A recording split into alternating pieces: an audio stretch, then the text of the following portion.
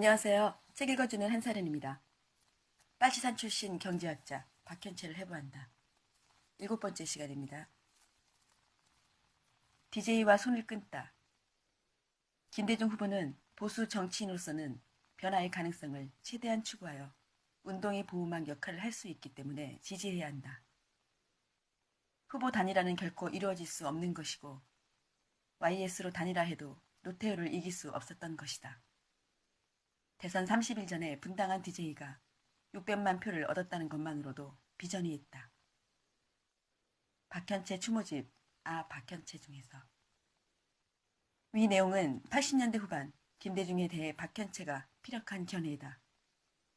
친분이 있는 데다 서로의 정신세계에도 영향을 준 사이이니 지지하는 게 일견 당연해 보일 수도 있지만 문제는 이 말을 한 시기가 87년 대선 직후였다는 점이다. 당시 김영삼과 김대중에 대한 좌익의 감정은 복합적이었다. 최초의 직선제 대선에서 두 사람이 단일화에 실패하는 바람에 전두환의 친구 노태우 후보가 당선됐기 때문이다. 이러한 상황에서도 지속된 김대중에 대한 지지는 박현채가 김대중에게 얼마나 큰 기대를 걸었는지를 알 수 있게 해준다. 믿음의 크기는 배신당한 이후에만 측정될 수 있는 것일까? 90년대가 되자 김대중에 대한 박현채의 인식에는 극단적인 변화가 찾아온다. 불과 5년이 지난 1992년 박현채가 김대중에 대해 뭐라고 했는지를 들어보자.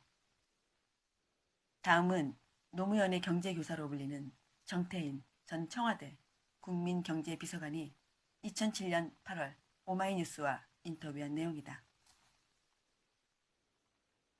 1992년 여름 박현채 선생이 저를 서교 호텔로 불렀습니다. DJ하고 손을 끊었다. 72년 대선 때 대중경제론을 쓴 일에 줄곧 숨어서 정책을 보좌했던 인연을 끊은 겁니다. 이유는 92년 대선 때부터 이미 김대중 후보가 뉴 DJ 플랜 같은 신자유주의적 성향을 보이기 시작했기 때문이다. 한때 서로의 든든한 파트너였던 박현채와 김대중은 왜 갈라서게 된 걸까? 권력을 원했던 김대중은 시대의 변화에 맞춰 자신의 신념을 바꿨지만 진실을 원했던 박현채는 그럴 수 없었기 때문이다. 박현채에겐 자신이 구축해온 학문적 세계의 단단한 경제 밖으로 나갈 생각이 전혀 없었다. 그를 둘러싼 모든 현실이 그의 이론을 부정하고 있는데도 말이다. 김대중과의 결별을 차지하더라도 90년대의 출발은 박현채에게 충격이었을 것임에 틀림없다. 이유는 두말할 것도 없이 소련이 붕괴 때문이다.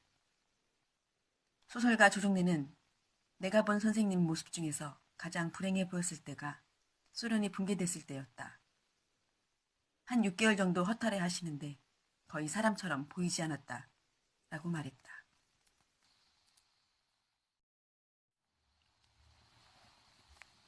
공동체도 중요하지만 내 재산 더 중요. 소련이 붕괴된 후 4년 만에 그는 사망했다. 한때의 파트너이자 애정의 대상이기도 했을 김대중이 대통령에 당선되는 모습은 결국 보지 못했으니 행운이라 해야 할까? 불운이라 해야 할까?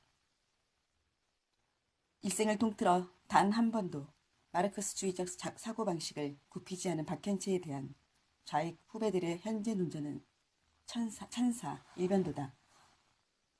지금도 한미 FTA나 골목 상권 개방 같은 민감한 이슈가 나올 때 반대를 위한 반대의 원료를 박현채에게서 찾는 논객들이 자주 보인다. 그들이 짚어내는 박현채 사상의 핵심은 이데올로기로서의 공동체, 코민정신이다.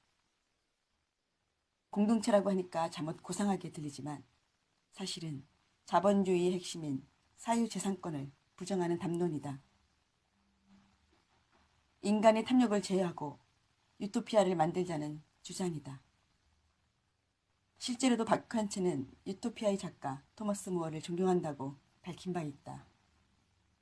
이 부분도 재미있는 지점인데 유토피아는 어디에도 없는 곳이라는 의미이다. 책의 주인공 라파엘 히슬로 데아우스의 이름은 헛소리하는 사람이란 뜻이다. 역설로 가득 찬 이 책을 좋아했던 박현채의 말년에 한 가지 거대한 역설이 존재하는 것은 우연일까, 필연일까? 사망 직전에 박현채는 상당히 풍족한 삶을 누린 것으로 전해졌다. 1991년 3월 중국 여행을 다녀온 것이냐? 그렇다 치더라도 뇌졸중으로 쓰러지기 7개월 전엔 영국, 프랑스, 스위스, 이탈리아를 아우르는 서유럽을 여행했다. 이때 박현채의 부부와 동행반한 것은 태백산맥으로 당대의 베스트셀러 작가가 된 조정래 작가 부부다. 박현채는 평생 제야에서 활약하며 제대로 된 평가를 받지 못했다는 것으로 많은 좌익들이 회한과 존경을 동시에 받고 있는 인물인데 베스트셀러 작가와 서유럽을 여행할 수 있는 여유는 어디에서 생겼을까? 해외여행 자유화가 시행된 지 얼마 되지 않은 그 시점에서 서유럽 여행은 서민으로서는 상상하기 힘든 사치제였다. 박현채의 생애를 다룬 저서에는 이 국면들에서 엉뚱하게 민주화 덕택이라는 명분을 들이댄다. 민주화가 가난한 경제학자 박현채를 갑자기 부자로 만들어 주기라도 했다는 말인가? 그렇게 좋은 민주화가 왜 다른 빈곤층은 구제하지 못한 것인가? 다른 가설을 찾는데 빨라 보인다. 박현채의 집안은 부유했다.